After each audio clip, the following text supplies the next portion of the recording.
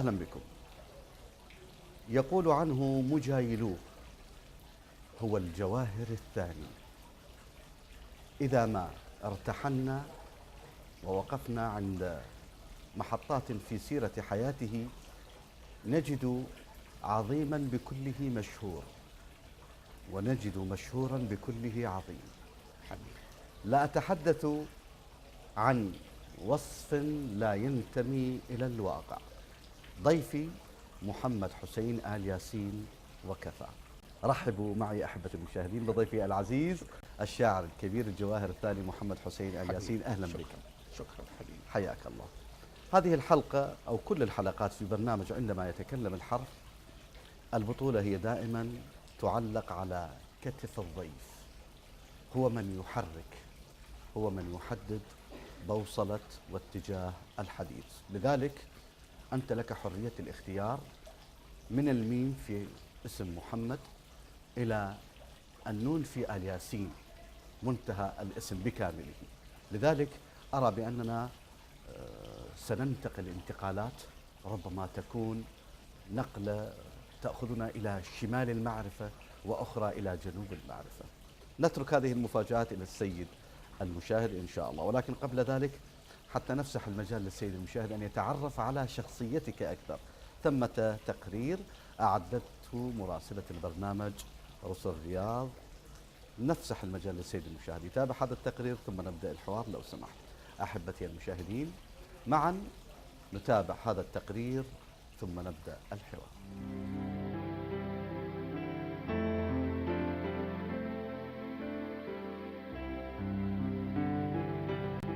الدكتور محمد حسين آل ياسين ولد عام 1948 في بغداد.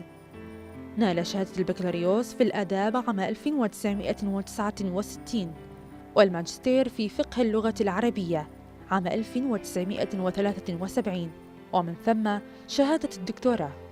تدرج في وظائف هيئة التدريس بقسم اللغة العربية بجامعة بغداد منذ عام 1973.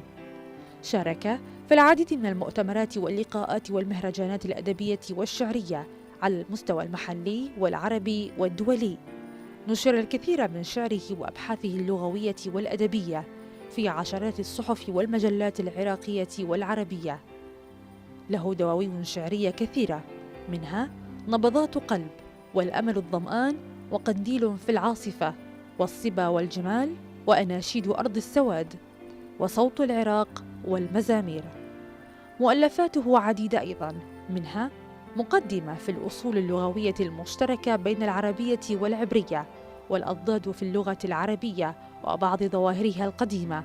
حصل على جوائز شعرية عدة من جامعة بغداد وجمعية المؤلفين والكتاب والمجمع العلمي واتحاد الأدباء وغيرها.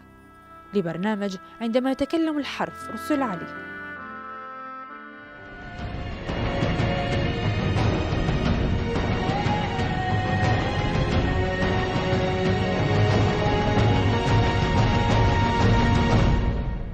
من جديد أهلا بكم أحبتي المشاهدين. معا تابعنا هذا التقرير حول حياة ضيفنا العزيز الدكتور الشاعر محمد حسين آل ياسين. مرة أخرى أهلا بك. حرف الميم هو ما نبدأ به وهو يشكل خط الشروع في اسمك الكريم. ماذا تختار له من مفردة؟ الميم صوت خاص متميز يشترك مع النون في أنهما في الاعتبار اللغوي القائم على أساس الهواء المرافق للكلام أنفيان، لأن الهواء معهما يخرج من الأنف لا من الفم كسائر الأصوات الأخرى. جميل. ومن هنا جاز أن نترنم بهما فيسمى من أصوات الترنم. طيب. ألا ترى الناس في بعض الأحيان يترنمون بميم مقطعة ومطولة لمجرد الترنم والتريح. طيب. لذلك الكثير من الشعراء يختارون لقافيتهم الميم ويزيدونها ترنما بجعلها مضمومة. نعم. طيب، ماذا اخترت لهذا الحرف الأنفي المرنم؟ في الشعر الأبيات التي تبدأ به كثيرة جدا. طيب يحضرني منها الآن مهم. بيت أردده كثيرا مهم. لأني أجد فيه اختصارا لوصف الحياة كلها. طيب تقريبا: منى إن تكن حقا تكن أحسن المنى، مهم.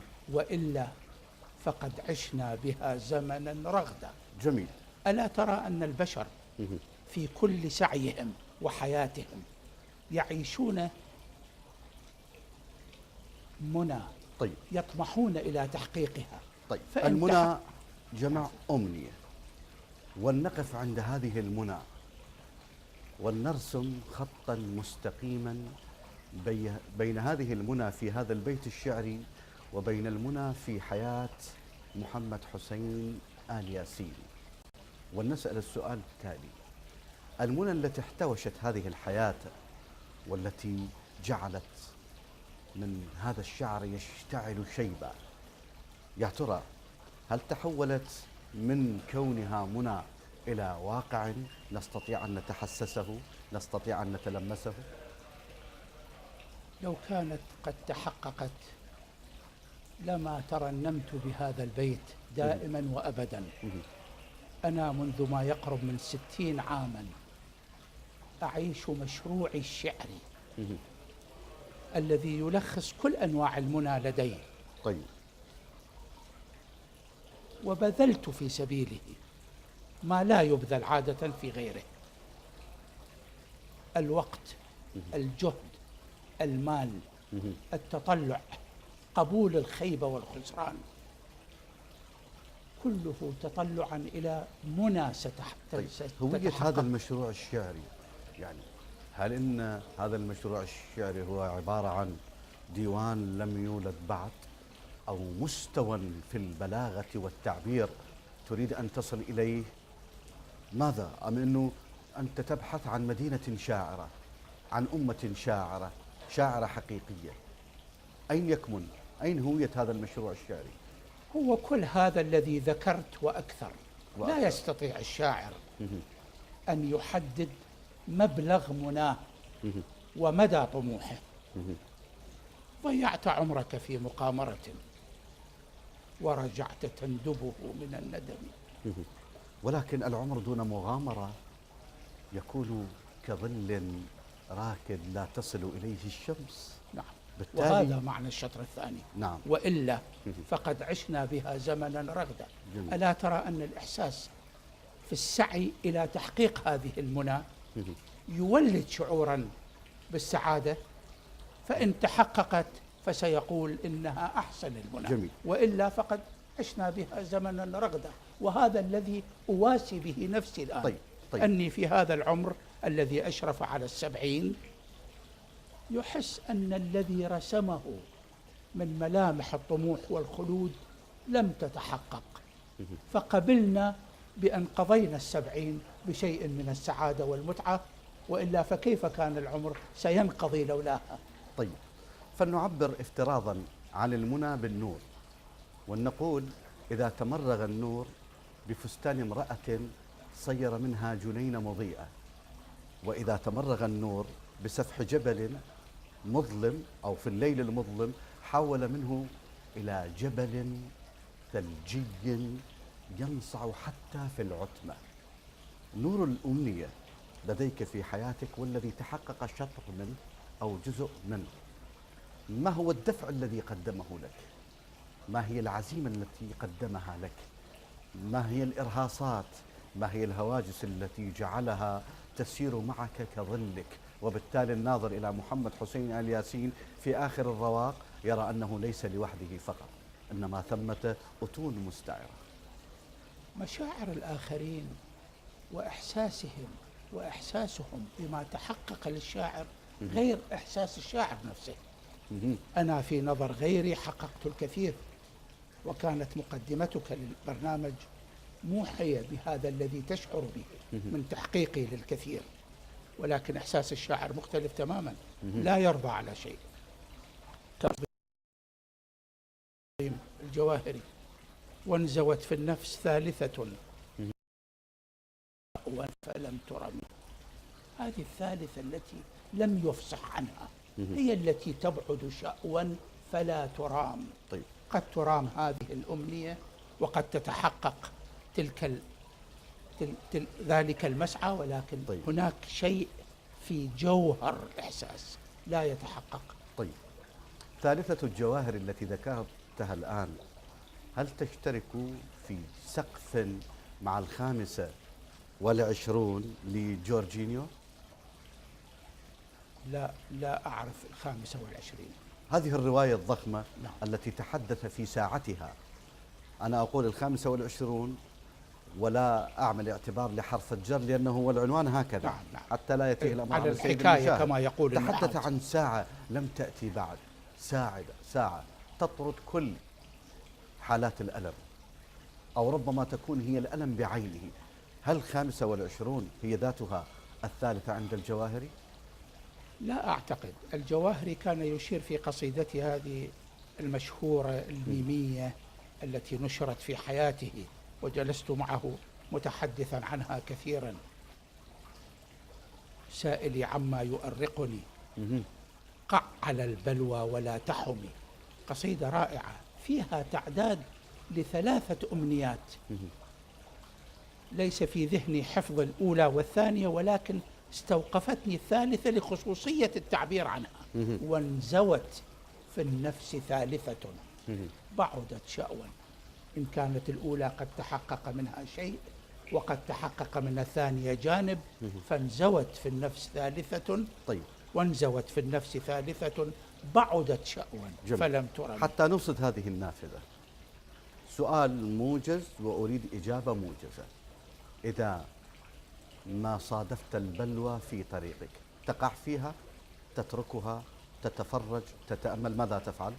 أقع فيها وأشكرها أنها صادفتني في دربي. جميل. لأني في خلال مسيرتي الشعرية أحسست أنها المفجرة للطاقات الشعرية. لطيف.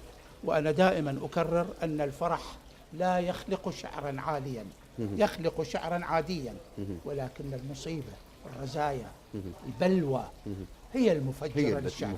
طيب، نصد هذه النافذة، ننطلق إلى حرف آخر، حرف الحاء. ماذا تختار من مفردة؟ دائما مع الحاء أتذكر الحور العين. حور العين. جميل. الحور العين. حور العين يعني ربما في الأدبيات الإسلامية اليوم قد تشوهت، ربما عندما يجعل منها ذلك الذي يفخخ ويفجر نفسه هدفا ومقصدا، وبالتالي تحول هدفه إلى شهواني. لكن الحور العين ربما، أو ليس من ربما بل أجزم أن لها مساحات جد رائعة، مساحات جميلة، مساحات نؤطر بها ما تحتاج إليه النفس، ولكن ضمن المصادق والطرق والمسالك الحقيقية. كيف تنظر أنت إلى الحور العين؟ جميل. أنا أقف عند المفردتين الوصفين في القرآن، وأنطلق من إيماني وإيمان كل المعتقدين برسالة النبي أنه ليس في القرآن اعتباط.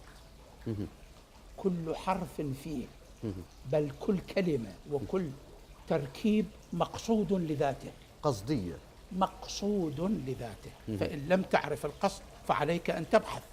ابحث عن السر. جميل. لماذا اختار الباري عز وجل من كل أوصاف النساء، لو كانت خاصة بالنساء، الحور العين؟ اللغوي يجيبك على أنها مشتركة لغويا وصرفيا بين الرجال والنساء. فرجل أحور يجمع على حور، ورجل أعين يجمع على عين، كما تجمع الامرأة الحوراء على حور والامرأة العيناء على عين. فلماذا اختار الله تعالى أن يجيء بوصف ينطبق على الجنسين؟ لماذا؟ في رأيي الخاص نعم. لأنه عادل. لأنه عادل. ونخجل أن نتحدث عن هذا العدل في الحور العين. جميل. هذا المعنى جد رائع. رأيي هذا الخاص، هذا رأيك الخاص، ينسب لي دائما. خلاص، إذن لدينا سبق حصري ببرنامج عندما يتكلم الحرف. بعد الفاصل نترك المجال للحروف الأخرى كي نستنطقها لو سمحت. أحبتي المشاهدين، فاصل قصير ثم نعود إليكم.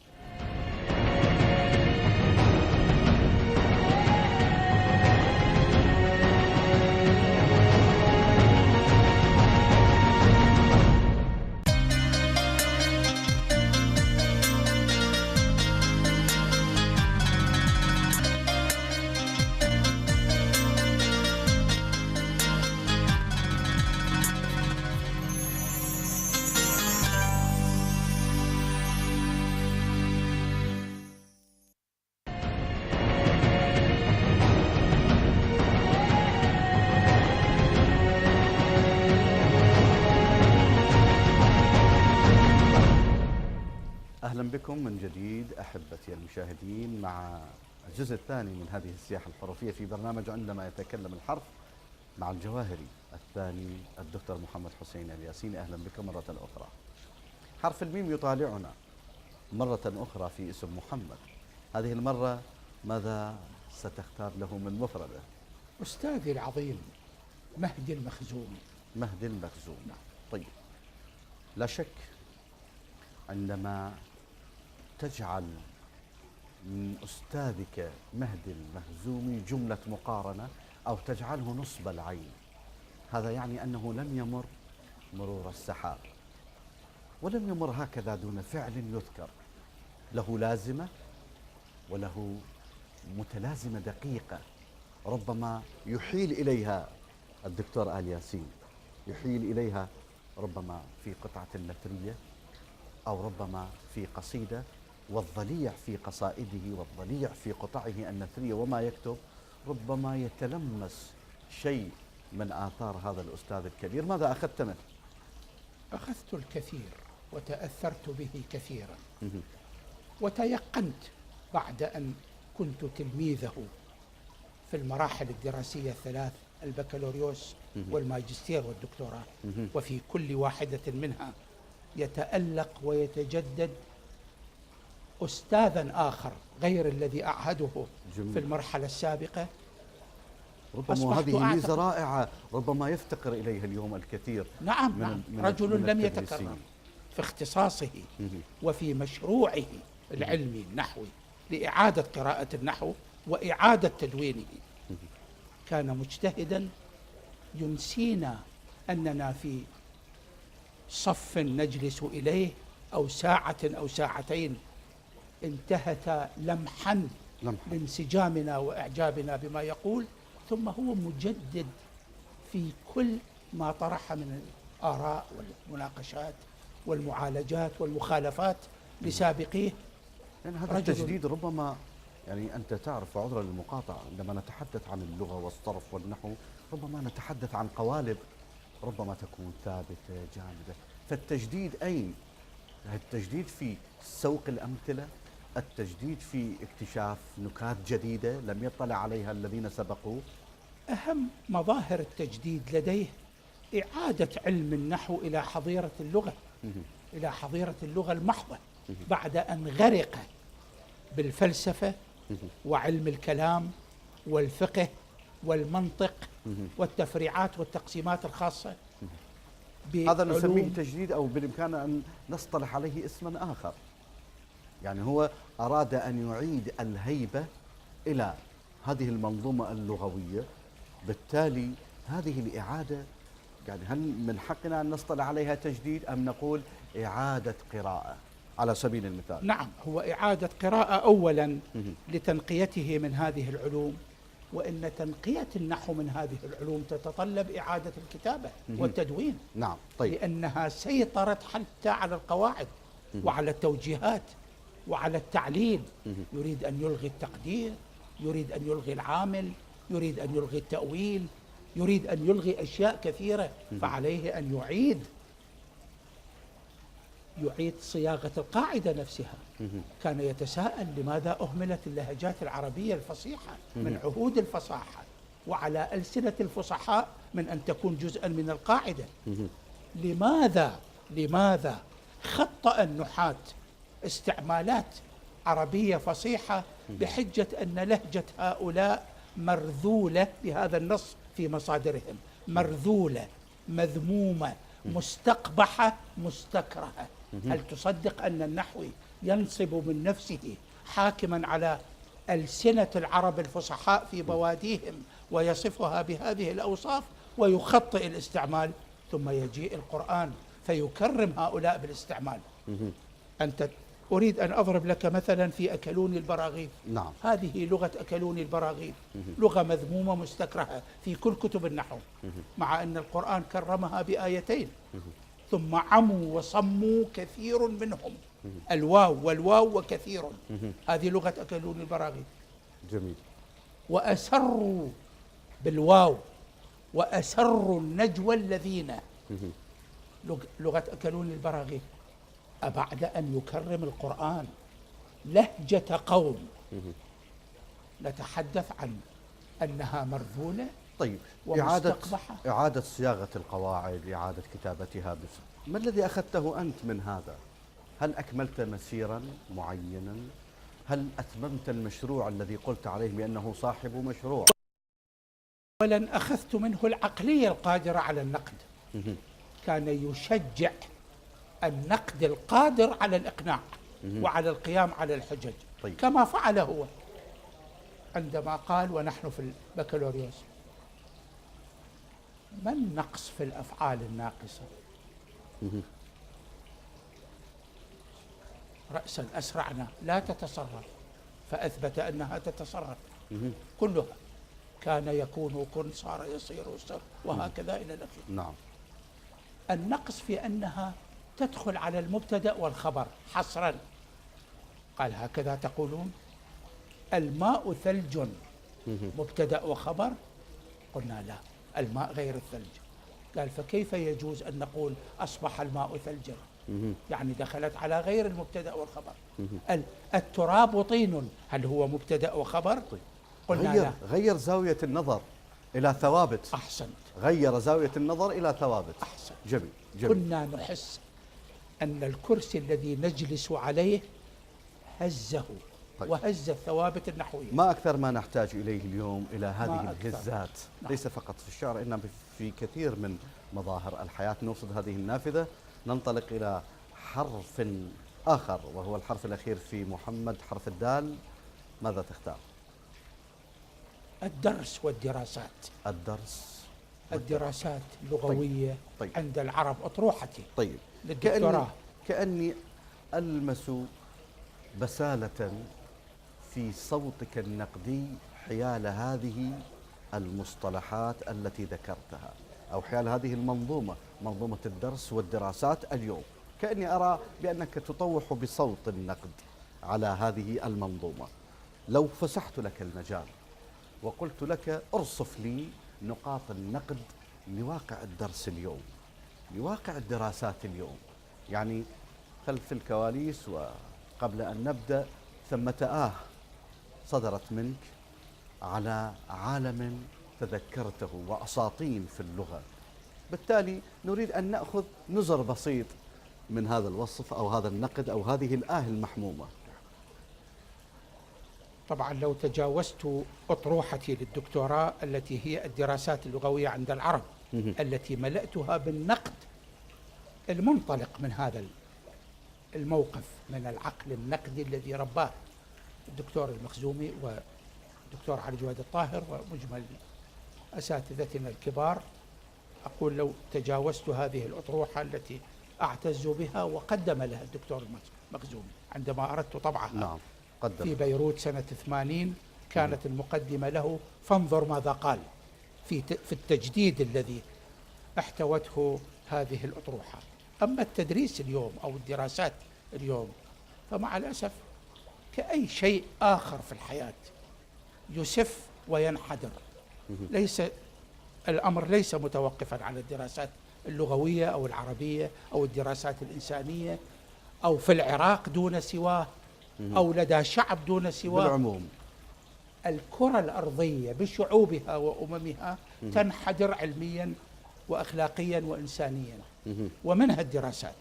حقيقة قرأت تقريرا عن طلاب الجامعة في الغرب في أوروبا يتحدث عن جهلهم بالمشهور، فكيف بغير المشهور؟ وينعى على جامعات الغرب أنها أخذت تخرج أناسا يحتاجون إلى تعليم ثانوي وابتدائي قبل تخرجهم من الكلية. فواساني هذا الكلام في أننا لسنا وحدنا في موكب الانحدار إلى الهاوية. نعم. الحق أني كلما تذكرت أيام تلمذتنا على كبارنا وعلى أساتذتنا العظام عرفت مبلغ الفرق بين ما كان وما أصبح عليه أمر الجامعة اليوم من الإسفاف والضعف والرداءة. وأنا أحمل الجهات الرسمية القادرة أو الفاعلة في هذا الأمر المسؤولية الكبيرة. كان بإمكانها أن لا يكون كثيرا من هذا الضعف والإسفاف في الأقسام والكليات، ولكن أفرحني وأحزنني ما وصفت به أستاذك نعم الدكتور المخزوم عندما قلت في البكالوريوس كان أستاذا من صنف خاص، وفي الماستر أستاذا من صنف خاص آخر، وفي الدكتوراه. هذا يعني أن هناك خزين، ويخرج من الخزين ما يتلائم مع المرحلة. فرح بهذا الوصف، وحزين أن مصادق هذا الوصف في واقعنا اليوم التعليمي ربما نحتاج إلى مكبرة حتى نجد مصداقا لها. هذا ما يحزن، ولكن نتمنى أن هناك عودة، نتمنى. الأمر معكوس تماما. أصبح الآن من يحمل الشهادة العليا لا يتقن حتى اختصاصه، بالتالي يحتاج إلى دراسة أولية وثانوية كما قلت أنت. هل تعلم أن طلاب دراسات عليا في الدكتوراه يلتقون بي في أماكن كثيرة ويقولون نحن نصلح لأستاذنا، هذه الطامة الكبرى، ويقبل لأن الذي أراد أن يفرغ الجامعة من كبارها لأمر في نفسه وتخلو من أصحاب الخبرة والإمكانية والعلم والبحوث والدراسات لتكون بأيدي الصغار، هذا الأستاذ كان يريد أن يصل بها إلى هذه النتيجة. الأستاذ الذي يصلح له التلميذ ماذا سيعطي التلميذ؟ لا يعطيه شيء. بالتالي هي هذه الحلقة المفرغة. نعم، بالتالي هذه يعني الخطوة المقبلة خطوة رمادية، جدا رمادية إن لم تصل إلى العتمة والسواد جدا، لأن الذي يدرس ضعيف والمتلقي عنه ضعيف، فتكون هذه الدائرة المفرغة التي لا توصل إلا إلى لذلك لا عجب أن نأخذ مستويات متدنية في التقييم العالمي لمستوى التعليم. نصت هذه النافذة، ننطلق إلى حرف الحاء من حسين. ماذا تختار من مفردة لهذا الحرف؟ الحظ مثلا. الحظ، تؤمن بالحظ أنت؟ أريد أن أنفي وجود شيء اسمه الحظ. تنفي بالمعنى الذي يتداوله الناس. إنما ماذا يوجد؟ الغامض، المضبب، الغيبي، الخيالي، خطية، حظه هيك. ولا نقول لأنه عاجز، كسول، ضعيف، فقير. طيب، هل هذا متأتي نتيجة مخيال ربما يشدنا إلى التصوف السلبي الموجود في المأثور المقدس على سبيل المثال، والذي يؤدي إلى تعجيز النفس والتنكيل بها والرضوخ إلى الأمر الواقع؟ بالإمكان أن نعزي إلى هكذا أسباب وصلت إلينا. الإنسان ميال بطبيعته إلى أن يعلق فشله على شماعة ما. هذا الذي نقول عنه دائما أن الذي لا يستطيع أن يصل إلى العنب يقول عنه عال. طيب، طبعا أمر غريزي. أن أرمي الكرة إلى جهة غامضة غيبية غير معروفة المصدر. لأريح نفسي من وصفي بالفاشل. يعني طبعا لا تنسى أن انتقال الدلالة إلى هذه الكلمة واضح من أنها كانت تدل في العربية الفصيحة على الحق. حظك من الأمر يعني حقك منه، والقرآن استعملها وللذكر مثل حظ الأنثيين. طبعا هنا حظ بمعنى يختلف. حق الأنثيين نعم. بالميراث. يختلف. طيب. وللذكر ضعف الأنثى. طيب. بمعنى الحق زين أو النصيب. نصيبك من الأمر الثابت المحدد. نعم. أردناه نصيبا غير ثابت غير محدد فأطلقناه. طيب. بمعنى إذا ماذا تقول للسوداني إدريس جماع صاحب هذه الأبيات: إن حظي كدقيق فوق شوك لتروه، ثم قالوا لحفاة يوم ريح اجمعوه، صعب الأمر عليهم قال قوم اتركوه، إن من أشقاه ربي كيف أنتم تسعدوه. ماذا تقول لإدريس جماع السوداني الذي جعل الحظ في مقتبل هذا الأبيات؟ ممكن هذه الأبيات على المعنيين، على المعنى، لأنها تحتمل أن تكون حقي نصيبي ما كتب لي واقعا هذا الذي رأيته في حياتي، وممكن أن تحمل على المعنى الشعبي الآخر الذي يرميها طيب. إلى المجهول. طيب، مقتنع بنصيبك الذي أخذته لحد هذه اللحظة ولحد هذه الثانية؟ كلا، لا تقتنع به. لكن لا أرميه على الحظ، وإنما أرميه على أشياء واضحة عندي، واضحة محددة. نعم. لها علاقة بانتمائي إلى العراق، لها علاقة بمزاج شعبي. طيب، لو أتيحت لك الفرصة بكتابة مذكرات ستذكر كل ما لك وما عليك، حتى نعم. تلك التي لم يكن فيها حظ للمؤثرات الخارجية في تقصير، بل التقصير منك تكتبها؟ نعم. طيب. وكتبت كثيرا منها وكنت جريئا في إعلانها. جميل. أن جميل. ما يتصوره الناس ابتعادا، صمتا، قلة مشاركة، إنما كان مقصودا مني. جميل. وليس يعني كسلا أو تراخيا، لأني فوتت فرصة سانحة سريعة تحرمني من فرص طويلة خالدة مدخرة. اتضحت هذه الصورة. بعد الفاصل الحروف المتبقية لها أيضا حصة من الاستنطاق. أحبتي المشاهدين، فاصل قصير وأخير ثم نعود إليكم.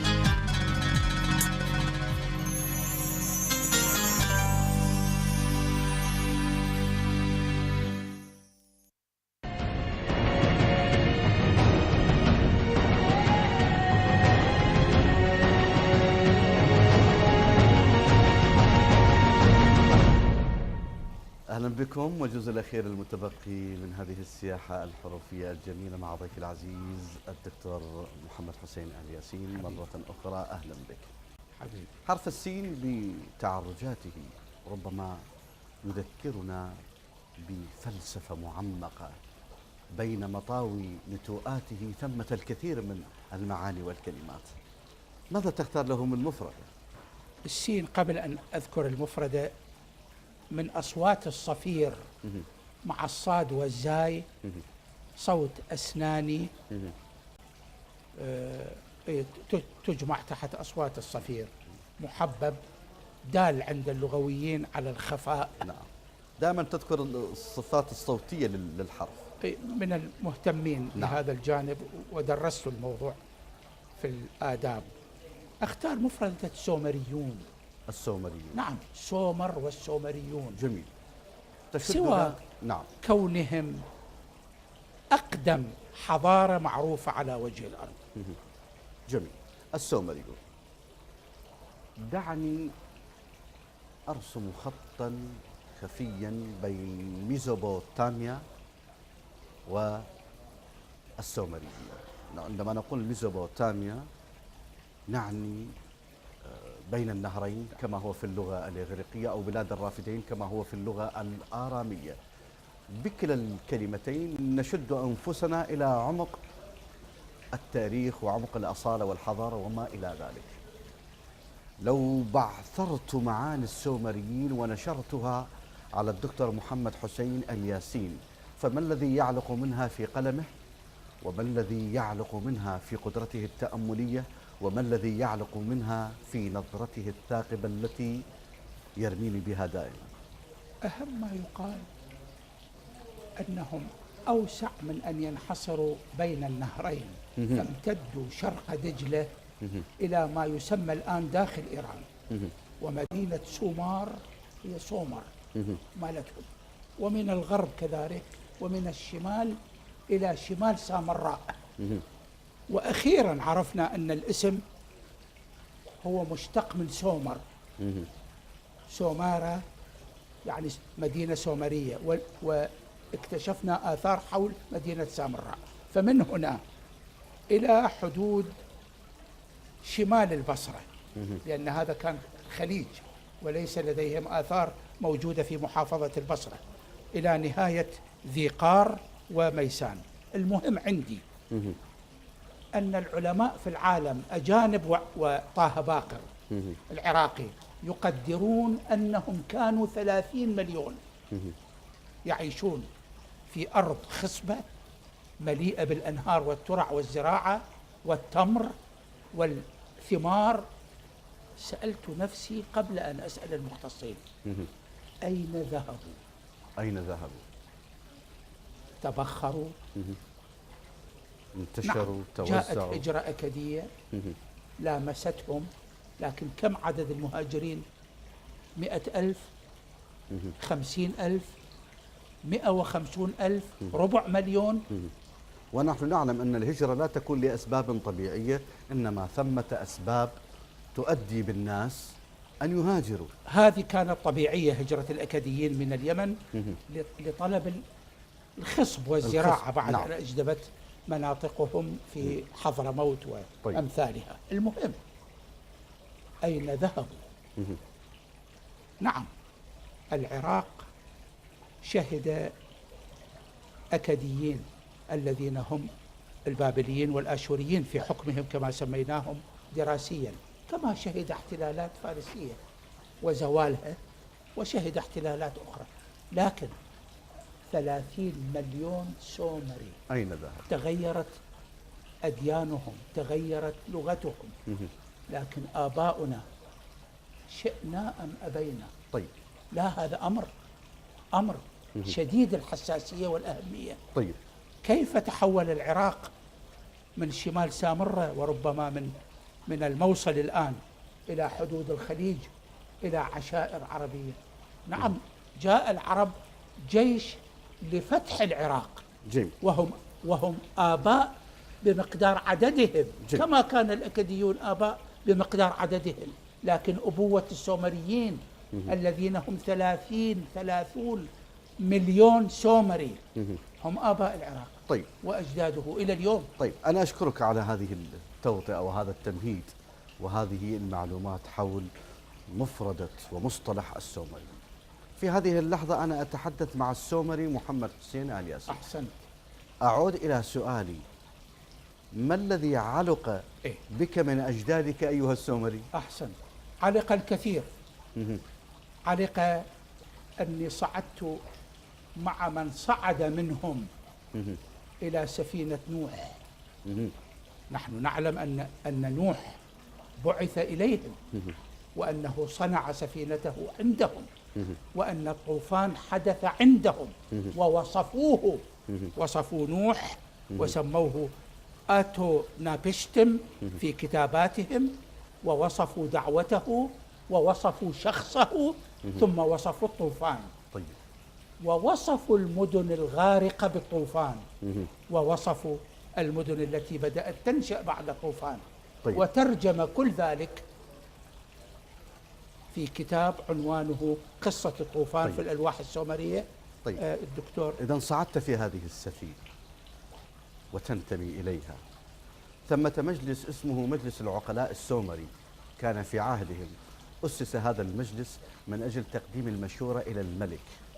نحن بأحوج ما يكون إلى تفعيل واستدعاء هذا المجلس اليوم إلى أحفاد سومر حتى يعيدوا الهيبة برأيك؟ السومريون من ناحية السفينة ودعوة نوح إلى الإيمان كانوا من المكذبين في الغالب الأعم كما حدثنا القرآن، ولكنهم في الجانب الآخر أصحاب تأثير ناعم في التاريخ كله. صحيح أنهم هزموا في الحكم وتغلب الأكديون وسيطروا على النظام السياسي الحاكم للعراق بعد أن كان السومريون قد وصلوا إلى عهد شيخوختهم، ولكن أعاروا الأكديين بابليين وآشوريين خطهم، والبابليون والآشوريون كتبوا بالخط السومري. طيب جميل. كما أعاروا مفرداتهم جميل. وتركوها متغلغلة في الشعوب عهدا بعد عهد إلى يومنا الحاضر. طيب. إلى لسانك الذي يقول أكلت الكب والكباب سومرية، أكو ماكو سومرية. صعد الفلاح إلى النخلة بالتبلية، اسم سومري وأداة سومرية إذن عمرها 7000 عام. نتحرك والكثير من المفردات السومرية حولنا ربما نستعملها ولكننا لا نعلم أنها سومرية أو أكدية. الحديث عن أجدادنا عن السومريين هو حديث طويل، ولكن الحروف الأخرى لها حصة والدقائق قليلة. نوصل هذه النافذة، ننطلق إلى حرف الياء. ماذا تختار من المفردات؟ يونس. نعم. طيب. ذنون. يونس هذه الرمزية، إذا أردنا أن نتحدث عن يونس بغض النظر عن القصة التاريخية لنبي الله يونس لذنون، إذا أردنا أن نتحدث بمعزل، هذا التوظيف لرمزية يونس في الأدب، في القصة، في القصيدة، في النثر، لديك تجربة في توظيف هذا الرمز؟ نعم، لا أحفظها الآن، لا أستحضرها، ولكن أريد أن أعبر اللوم الذي وجهه الله تعالى إليه عندما ترك مهمته وذهب. وذنون إذ ذهب مغاضبا فنادى فظن أن لن نقدر عليه وذهب. عندي وقفة لغوية أنفرد بها أيضا، ولولا أنه كان من المسبحين للبث في بطنه على الحوت إلى يوم يبعثون. طيب. أقرأ في كتب التفسير ولدى العلماء الذين عنوا ببيان هذه الحقيقة تقريبا مجمعين على أن المعنى أنه لو لم يكن من الداعين المسبحين لبقي في بطن الحوت حيا إلى يوم القيامة، ولبقي الحوت بسببه أيضا حيا إلى يوم القيامة، لأنه لو مات الحوت لتفسخ، لأنه قال إلى يوم يبعثون. جميل. فيعني الآن لا أرى ذلك، منطلقا من كوني لغوي نحوي يبحث. ماذا ترى؟ الواو في يبعثون علينا ندعو.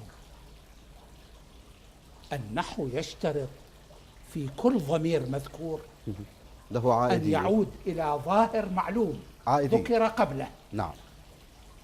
من هؤلاء الجماعة الناس الذين عناهم القرآن بأنهم سيبعثون؟ لا يوجد. فإذا التعبير لا يريد المعنى الذي حدده هؤلاء في تفسير الآية. القرآن في كثير من مواطنه ماذا يريد إذن؟ يريد طول المدة فقط. طول المدة. ألسنا نستعمل الآن في تداولنا عادة مثل هذا التعبير؟